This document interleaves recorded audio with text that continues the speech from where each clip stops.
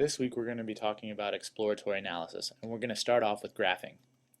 So why do we use graphs in data analysis? There's actually a bunch of different reasons that you might use graphs for communicating information about data. You might want to understand the data properties, and it might be too hard to actually look at the whole data matrix of numbers itself. You might want to be able to discover new patterns or associations between variables that might have been surprising had you not been able to look at the data. It can also be used to suggest modeling strategies. We'll be talking about statistical modeling starting next week, and one thing that's very useful is to use graphs to try to inform what kind of modeling strategies that you'll use. Then to debug analyses, we'll also be talking about how you can use graphs and plots to determine where your statistical modeling might have gone wrong. And finally, to communicate results to other people. So exploratory data analysis and exploratory graphs start by focusing on these first 4 steps and not on communicating results to other people. So we're going to first talk about the types of graphs that you might use just to communicate to yourself, to try to understand a data set, not to try to pretty them up and to show them to other people. Before we actually dive into these specific types of graphs, I thought I'd tell you a little bit about the characteristics of exploratory graphs. They're made quickly.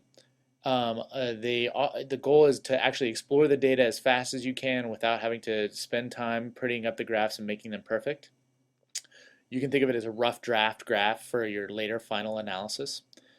A large number of the graphs are made, so most of these will get discarded before you actually perform your final analysis, but you have to make a large number of them to explore all the potential avenues that the data might take you in.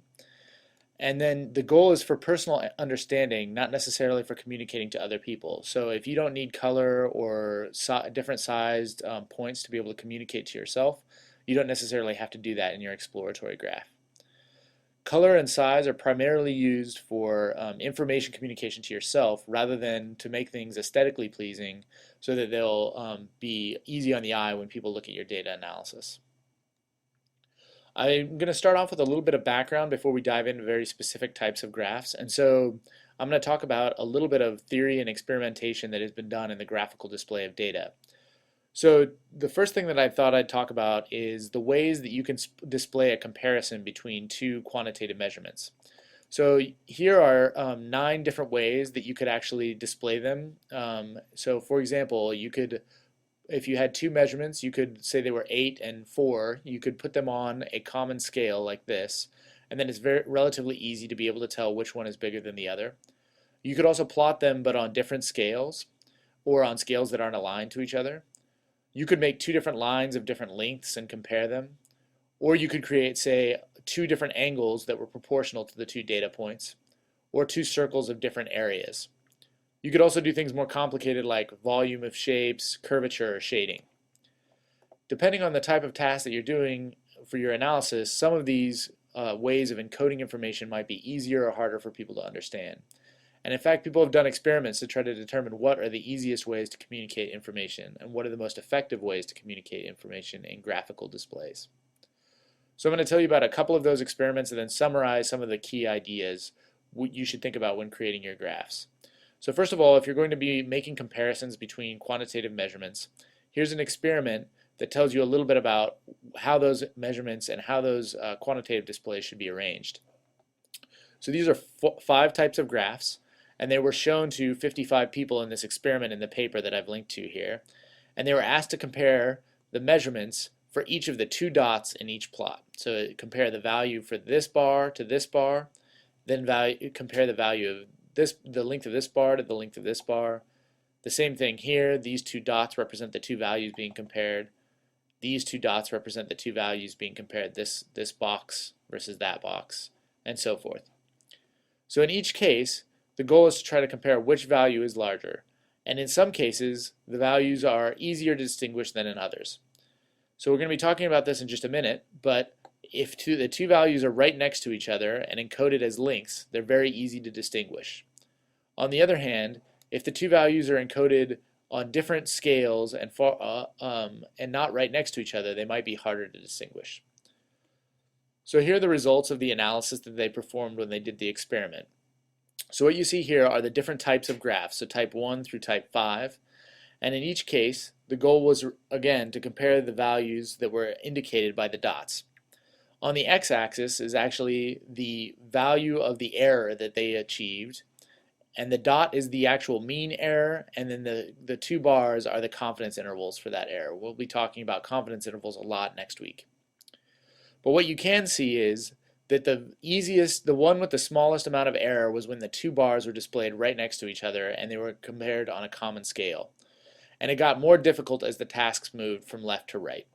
So it actually shows you a little bit about what are the kinds of ways that you should display data in order to most accurately communicate the differences that you're trying to identify between measurements in a quantitative fashion.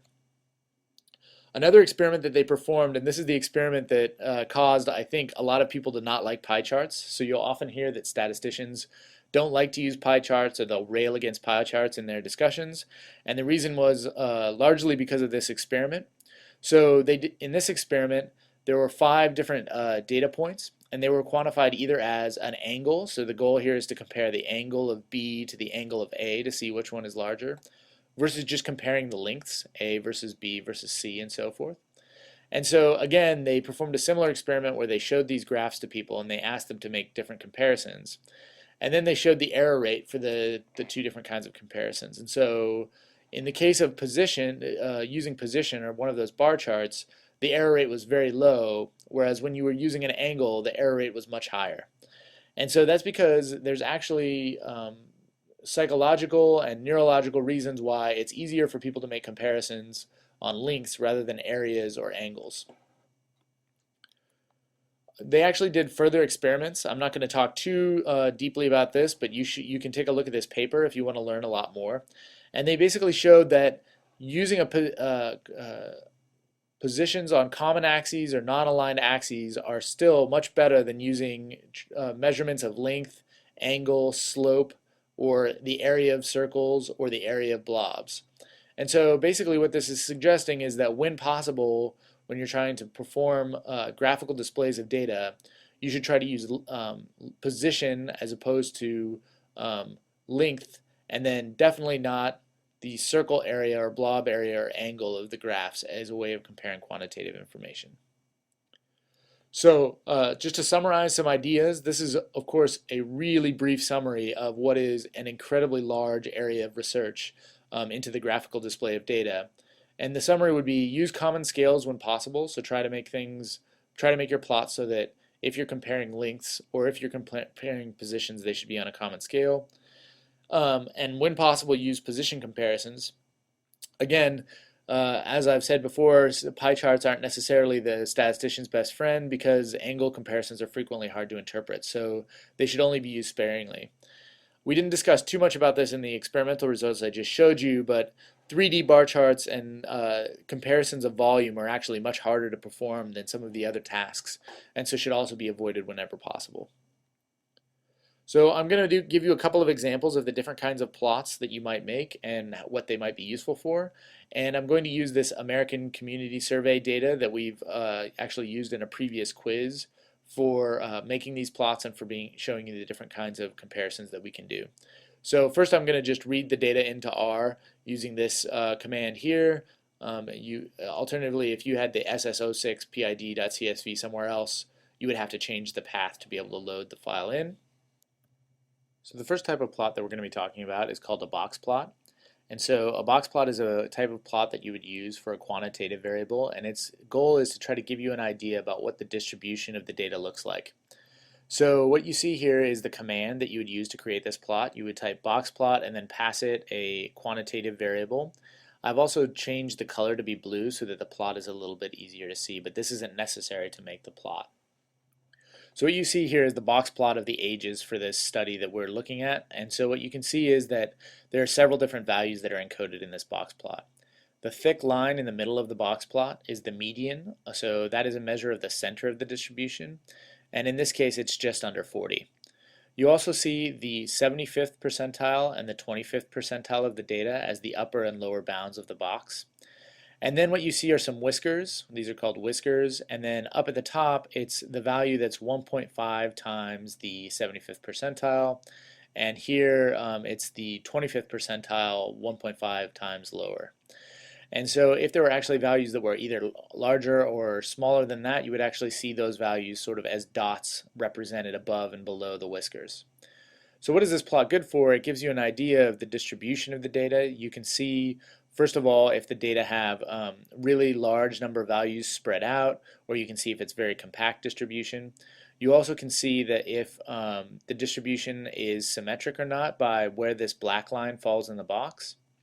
If the black line is sort of close to the center of the box, the distribution is a little bit more symmetric. Whereas if you see the black line sort of pulled towards either the top or the bottom of the box, you actually see that the distribution would be a little bit asymmetric in that you would see more of the values being low or more of the values being high. So this gives you some information about the quantitative distribution of a single variable. And so you can actually use box plots to make comparisons. Again, the goal is to make them on the common scale. So you can actually use the box plot command to make comparisons of quantitative variables on a common scale. In this case, what I've done is, again, I've used the box plot command, but now I take this quantitative variable and I apply a formula. We'll be talking a lot more about formulas when we talk about statistical modeling in R. But basically what I do is I say, I include this little tilde which says, show me the distribution of age broken down by the difficulty dressing variable. And so the difficulty dressing variable has two different values, and so I've created a factor here, one level of the factor for each level of the difficulty dressing. So DDRS equal to 1 means that they have difficulty dressing, and DDRS equals 2 means they don't have difficulty dressing. And so what you can see here is that the individuals that have difficulty dressing actually have a much higher age on average than the individuals that don't have difficulty dressing, which is sort of not surprising. But by putting these on sort of a common scale, it makes it possible for you to compare sort of the centers of the distribution, but also the variability of these two distributions. Now, something that isn't encoded in this plot so far is any indication as to how many individuals we have that come from that have difficulty dressing versus how many individuals we have that don't have difficulty dressing. And so we can actually encode that information with a variable or with a parameter called var_width. So again, this is the same box plot of age, and we use the tilde to say I would like it broken down by whether you have difficulty dressing or not. Then I've also passed it two colors, blue and orange, and these colors correspond to the two different groups of the difficulty dressing factor. And I've also passed it names, yes and no, so that I can actually see which individuals do have difficulty dressing and which don't. And then I pass it this parameter var_width equals true. So by passing it var_width equals true, the width of the box is proportional to the number of observations that we have in that group. So you can see here, for example, that the group that has difficulty dressing, we have a much smaller number of those individuals than we do in the group that doesn't have difficulty dressing. So ideally, if you're making comparisons like this, you'd like to see about an equal number of observations in the two groups. You'd like the two boxes to be about the same width. And this gives you some idea, if this is much, much smaller than that, the difference in, say, centers between the two distributions might not be quite as meaningful, because this might not be very many data points at all that are contributing to this estimate of the center here. So another type of plot that you can make is called a bar plot. So we saw an example of those bar plots earlier when we were discussing the different kinds of plots and how comparisons on length are maybe not as useful as comparisons on position. So this is an example where you would make a comparison on position. In this case, what I've done is I've made a table of the different values here of this variable CIT in the data set, and what I've been able to do here is then make a count of each level of this variable CIT. It has 5 levels, and so I made a bar plot of those levels, and what it does is it now makes a bar that's height of the bar is equal to the data value that you're seeing. So the first level of CIT has about 14,000 values, and the second level has much smaller number of values, and then it's sort of increasing up to 5. So what this allows you to do at a glance is to see sort of the number of observations that you have in any particular class, and it's very useful for breaking down sort of tables of qualitative variables, but can also be used to compare the sort of the means of quantitative variables and so forth using the bar plot command. Next are histograms. So histograms are sort of like box plots in that the goal is to quantify or sort of look at a univariate distribution of data or a single variable distribution of data. And so what I've done here is I've made a histogram with the hist command. Again, I've passed it the age variable and I've colored it blue to make it easier to see. So this is what a histogram looks like.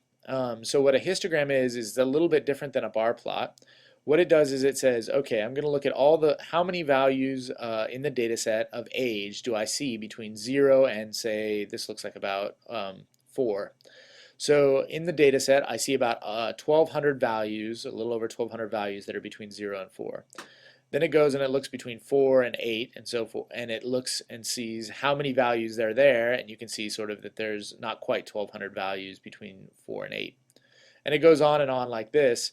And so, for example, way out here, you see that between, say, 88 and 90, there actually aren't very many values at all, and so this bar is much, much lower. So the nice thing here is it gives you a little bit of information about the distribution and maybe a little bit more information than the box plot in the sense that you can actually see the shape of the distribution here. So you can see that there's sort of a relatively large amount of small ages, and there's also a relatively large amount sort of in middle age, but sort of in this place in between there are fewer values, and also sort of out at the tail there are fewer values, which is a little bit more information than you got from the box plot. So another thing that you can do with histograms is you can actually set the number of breaks. So this is the number of breakpoints there are. You can tell it, instead of breaking it down between 0 and 4, you can say I would like there to be a lot more bars. So for example, this bar might be now just the values between say 0 and 1, and so you can see that there's quite a large number of those values in the data set. And you can actually sort of see the full distribution broken down much more fine-grained by setting the breaks to be larger as a parameter in this data set. I've also, in this case, changed the title of the plot using the main parameter to age, which makes it a little bit easier to communicate what's going on here. So again, this is on the frequency scale, and you're able to see the frequency of the observations of a particular size. Another way that you can do this is you can actually create what's called a density plot. So a density plot is like a histogram, but it's been smoothed out. So to do that, I actually first use this density command, and so I pass it the quantitative variable age to the density command, and then I make a plot of that object that gets created with the density command, and I tell it in this case how thick I want the line to be. This is LWD is how thick you want the line to be. So by setting it's by default equal to 1, by setting it equal to 3, I get a slightly thicker line here. And again, I make the color blue so it's a little bit easier to see. Again, what you see here is the age distribution. And so now you see density, which is a little bit different than frequency. So the difference between density and the frequency that you saw in the previous histogram is the shape is sort of similar as you saw in the histogram, but what's going on here is instead of calculating the exact number that appear between 0 and 1, it's looking at something like the percentage of the observations that we see that are between 0 and 1. So something like a little under 1% are this value here, and whereas for sort of people that are above 80, the percent is even much smaller. The other thing to note here is that because it's been smoothed, you see that this shows the same sort of shape that the histogram showed, but you now, by smoothing, have also induced a little bit of error at the boundaries. And so, for example, we actually haven't observed anybody with age smaller than 0 or age greater than 100, but the smoother actually kind of extends a little bit farther out, so you have to be a little careful about interpreting near the boundaries. The reason why you would want to use density instead of, say, a histogram is that you can actually overlay the distributions for different, say, genders of the age variable. So what I've done here is I first created a density based on all of the age measurements that we have for all of the individuals in this study. And then I also subset that data set to only the individuals whose sex variable is equal to 1. Those are all the males. And so now I actually make a density of the ages of just the males in the study. And so what I can do is I can again plot the density function that I calculated for the age variable, and so that appears in blue. And so you can see that that distribution looks like this. You can see the blue line there. And then I can use something that's called lines to add another line to this plot. And so when I use lines, I pass it the other density, the one I calculated for males, and I color that one in orange. And so you can see actually the distribution for males is very, very similar to the overall distribution, but there are some slight differences in the frequency of ages for males versus the ages for everyone overall. And so the nice thing about this is that you can compare multiple distributions, even though there might be some slight sort of error in terms of display of information. It makes it easy to compare multiple distributions, whereas with histograms, that's not as easy.